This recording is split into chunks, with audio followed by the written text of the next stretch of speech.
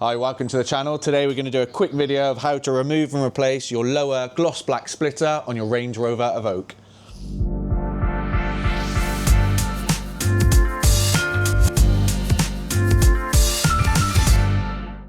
I'm going to be replacing mine today because the gloss black film on it is coming away in lots of places now and it's just starting to look a little bit tatty. So to remove this, it's looking like there's just two little fastenings underneath the front, flat blade bolts, so one there as you can see, and then one just on the other side as well. Once those two bolts are removed underneath, it's just a couple of little locating pegs along the top here, so it'll be a case of just pulling that outwards and it should come down.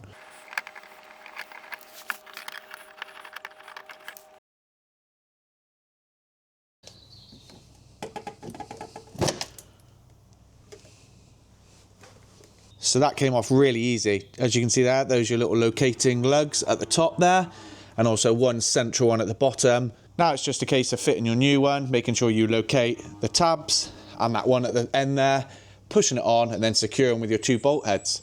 Nice and easy.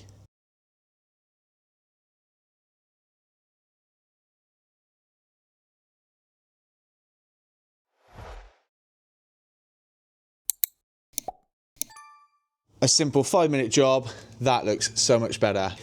Looks brand new again.